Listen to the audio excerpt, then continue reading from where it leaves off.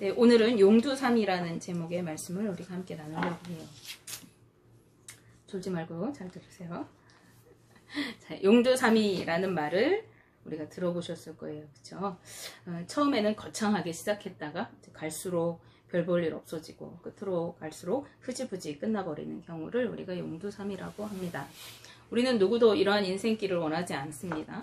그래서 우리는 오히려 욥기에 나오는 내 시작은 미약하였으나 끝은 창대하리라, 이러한 말씀을 좋아합니다. 그러나 인생을 살다 보면은 용두삼이인 경우가 많음을 우리는 알 수가 있어요. 큰 포부로 한 해를 시작했다가 사흘도 못 가서 계획했던 일들을 흐지부지 잊어버리게 되는 것과 마찬가지입니다. 성경에 등장하는 용두삼이의 가장 적합한 인물이 누굴까? 그 말에 어울리는 인물이 누굴까 생각해 보면 단연코 솔로몬을 들 수가 있습니다. 그는 이스라엘을 부강하게 그리고 태평성대를 이루게 했던 다윗 왕의 아들이죠. 어린 나이에 왕이 된 그는 아버지의 뒤를 이어서 나라를 잘 다스리고 싶은 그러한 마음이 아주 간절했을 거예요. 그런데 어린 자신이 이 아버지가 이렇게 부강하게 일궈 놓은 나라, 수많은 백성들을 다스려야 한다는 그런 중압감이 너무도 컸을 것입니다. 그는 아버지를 따라서 하나님을 섬겼기에 왕이 되어서 그가 가장 먼저 한 일은 기브온 산당에서 하나님께 일천번제를 드리는 것이었어요. 하나님은 그런 그에게 꿈을 통해 만나주시고 또 무엇을 원하는지 물으셨습니다. 그때 솔로몬은 백성을 잘 다스릴 수 있도록 지혜를 구하게 되었습니다. 즉 듣는 마음을 주셔서 선악을 잘 분별하고 그래서 백성들을 잘 판결하고 다스릴 수 있는 지혜를 주시라는 것입니다. 그런 그의 간구는 하나님의 마음에 매우 흡족하였습니다. 하나님은 솔로몬 왕에게 지혜롭고 총명한 마음을 주시는데 그의 앞에도 그렇게 지혜로운 왕이 없었고 또 그의 뒤에도 그런 지혜로운 왕은 다시 없을 만큼 뛰어난 지혜와 총명을 주셨습니다. 뿐만 아니라 그가 구하지 않았던 부귀와 또 영광까지도 주셔서 그의 뒤에도 그의 앞에도 없을 만큼 뛰어난 왕이 되게 하셨습니다. 온 천하에 이 솔로몬이 살아있는 동안에 그보다 위대한 왕, 그보다 더 명예로운 왕은 없었어요. 성경은 그렇게 얘기합니다. 게다가 그가 아버지 다윗과 같이 주님의 뜻을 따라서 잘 살아간다면 그 생명이 장수하고 그 왕위가 영원할 것이라고 하는 약속의 말씀도 주셨습니다. 열왕기상 3장 10절에서 14절 말씀에 오늘 제가 말씀드린 이 내용이 쭉 있는데요. 말씀을 한번 읽어드릴게요.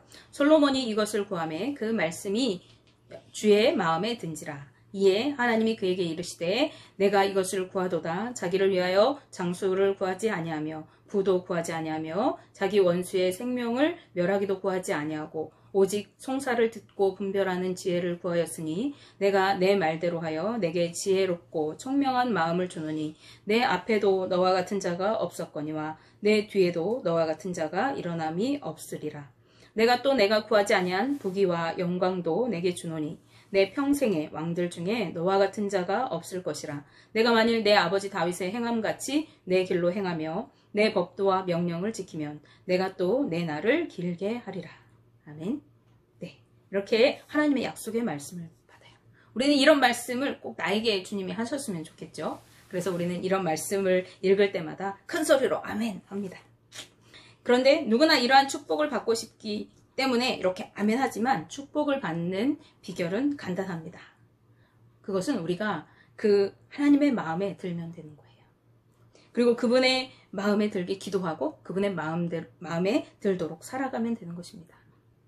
하나님의 뜻을 구하고 하나님의 말씀대로 순종하여 살아갈 때 우리는 이러한 축복을 누리게 되어질 것입니다. 하나님은 신실하신 분이시기 때문에 약속하신 것은 반드시 이루시는 분이세요. 그래서 열왕기상 3장 16절 이하에 보면은 솔로몬이 받은 그 축복들에 대해서 쭉 설명하고 있습니다. 그는 주님께 받은 지혜로 첫 첫 번째 재판인 그 아이를 서로 자기 아이라고 우기는 두 여인에 관한 판결을 멋지게 해결해 냈습니다.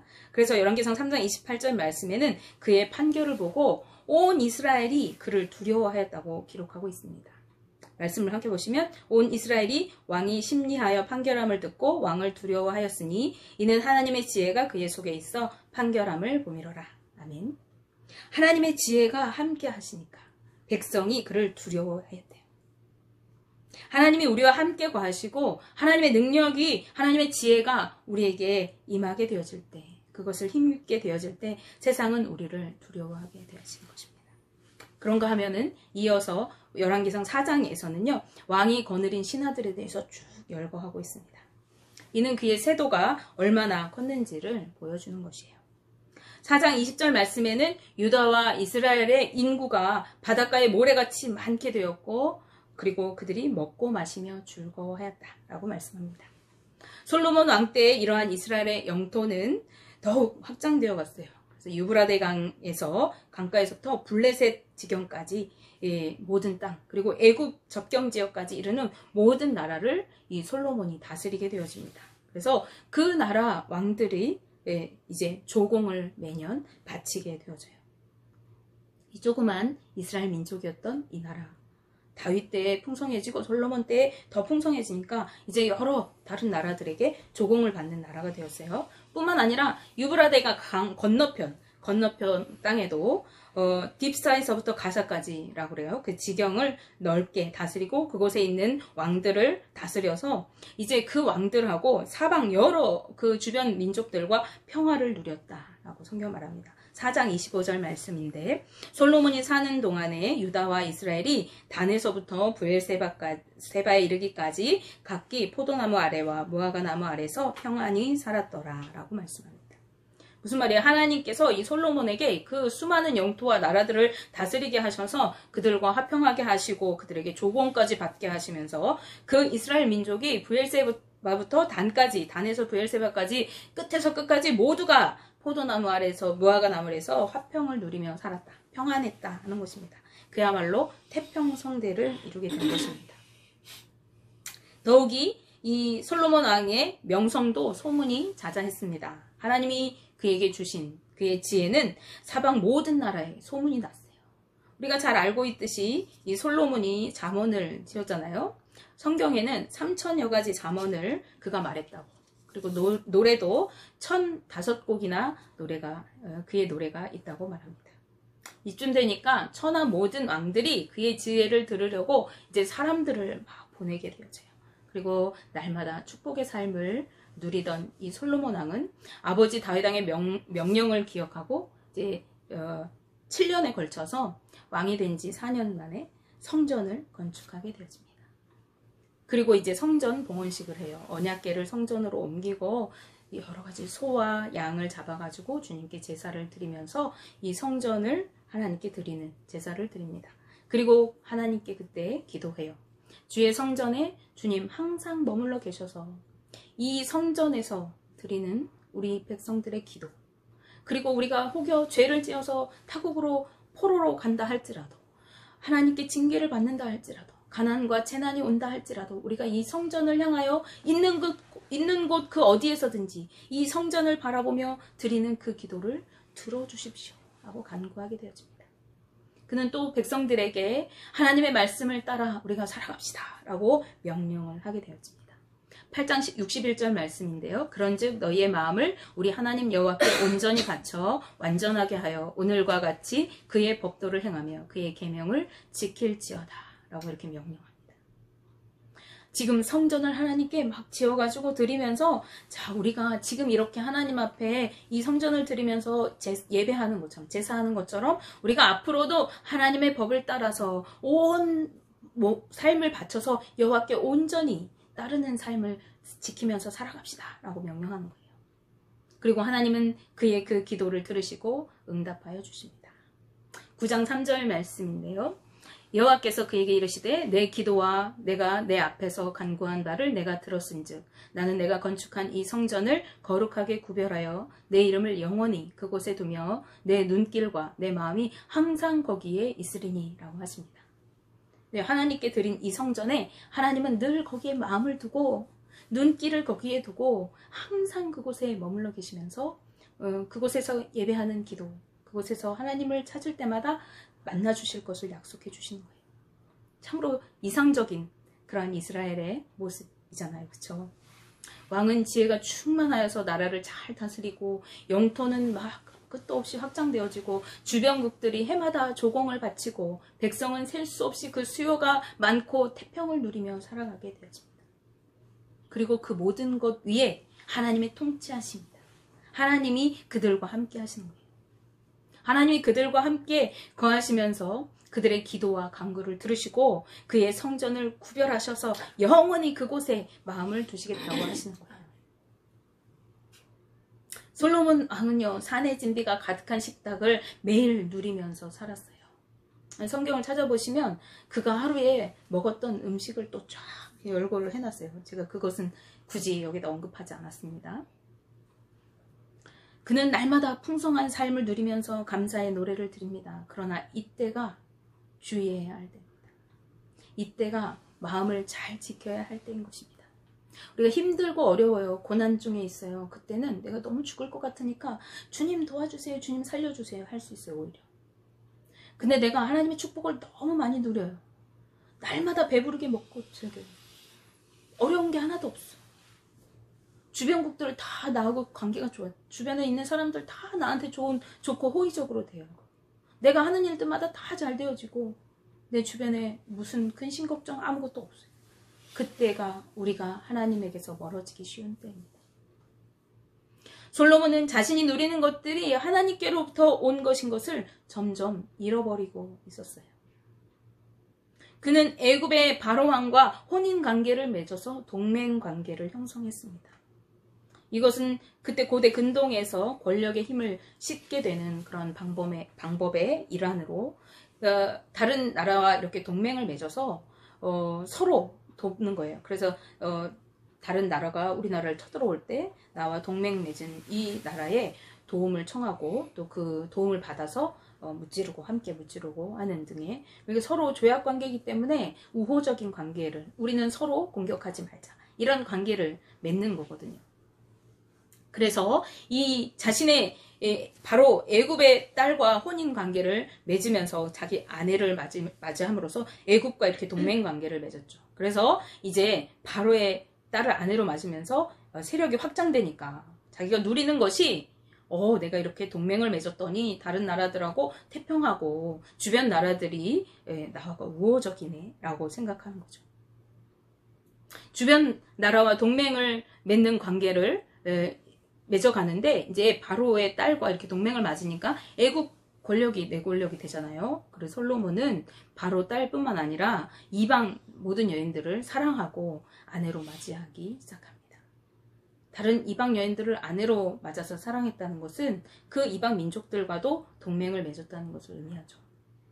11장 1절 말씀인데요. 우리 11장을 봤으니까 11장 1절 함께 볼까요? 솔로몬은 바로의 딸 외에 이방의 많은 여인을 사랑하였는데 모압, 암몬, 에돔, 시돈, 헷 여인들을 사랑하였다라고 합니다.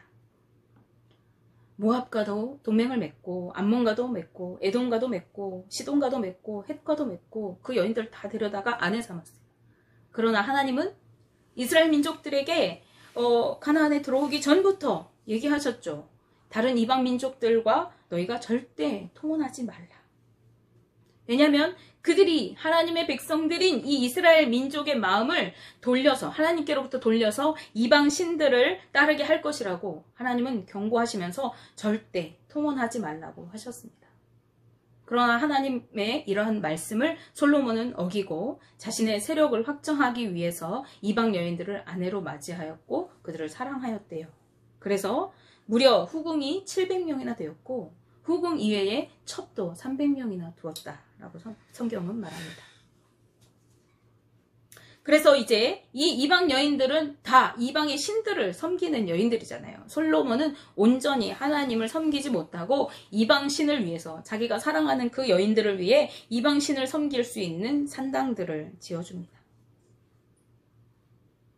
그리고 그가 아내로 맞이한 이방 여인들은 각각 자신들의 신들을 위해서 그 산당에 가서 분향하고 제사를 지내게 되어졌습니다. 하나님의 백성의 땅인 이스라엘에서 이방 여인들이 제사할 수 있도록 산당을 지어주고 또 그들이 이방 신들을 막 섬기는 거죠. 솔로몬은 점점 하나님에게서 마음이 멀어져 갔습니다. 그리고 하나님은 그러한 솔로몬에게 진노하셨다라고 성경은 말씀합니다. 열왕기상 11장 9절에서 11절 오늘 말씀 우리가 읽었는데요. 솔로몬이 마음을 돌려 이스라엘의 하나님 여호와를 떠남으로 여호와께서 그에게 진노하시니라. 여호와께서 일찍이 2번이나 그에게 나타나시고 이 일에 대하여 명령하사 다른 신을 따르지 말라 하셨으나 그가 여호와의 명령을 지키지 않았으므로 여호와께서 솔로몬에게 말씀하시되 내게 이러한 일이 있었고 또 내가 내 언약과 내가 내게 명령한 법도를 지키지 아니하였으니 내가 반드시 이 나라를 내게서 빼앗아 내 신하에게 주리라 라고 하나님은 말씀하십니다. 물론 아버지 다윗 때문에 솔로몬 당대에는 이런 일이 일어나지 않았어요. 그리고 그 아들 르호보암 때에 일어나게 되어집니다. 그러나 하나님의 축복으로 태평성대를 누리며 부와 명성을 누리고 지혜의 왕으로 백성에게 칭송을 받았던 솔로몬은 자신의 나라가 분열되리라고 하는 그리고 자신의 아들이 아닌 자신의 부하에게 그 나라가 빼앗길 것이라고 하는 저주의 예언을 들었습니다. 주의 길을 걸으며 말씀을 따라 살아가면 자신의 왕위가 영원할 것이라고 내 생명이 길리라고 약속하셨던 그 왕위는 이제 오래가지 못하고 아들 때에 가서 12지파 중에서 10지파는 신하인 여로보암에게 뺏기게 되어지고 아들인 르호보암에게는 레위지파와 유다지파 2지파만 남게 되어집니다. 우리가 앞에서 살펴본 솔로몬의 그 영광이 이렇게 다 산산이 무너지게 되어지는 그러한 순간을 맞이할 것이라고 하는 하나님의 말씀을 듣게 되어진 것입니다. 이 얼마나 비극적인 일입니까?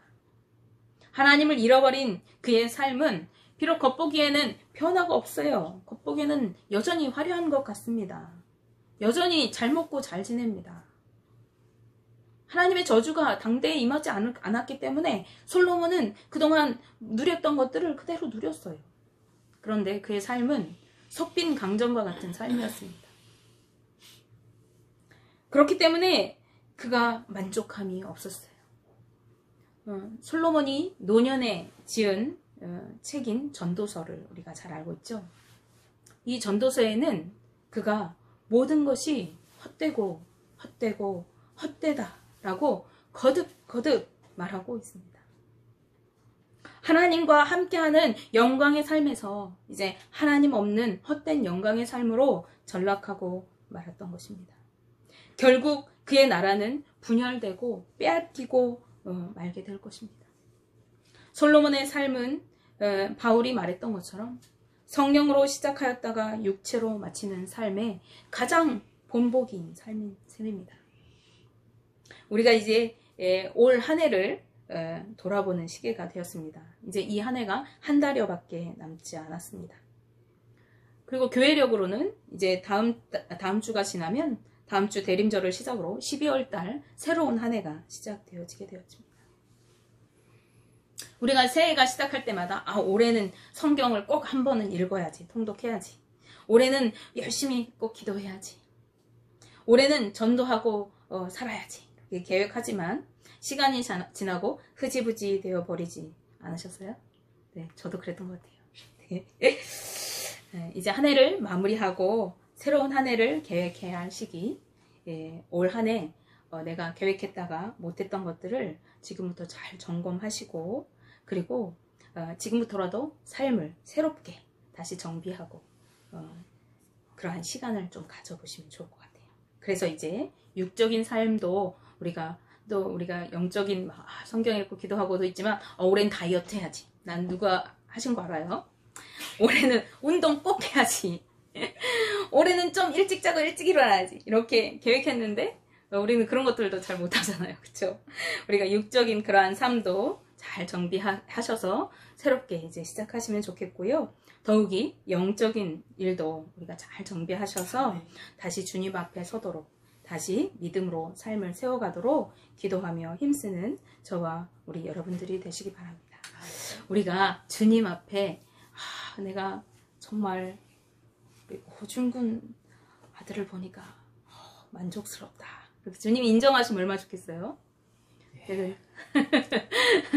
우리 조영찬 아들을 보니까 참 만족스럽다.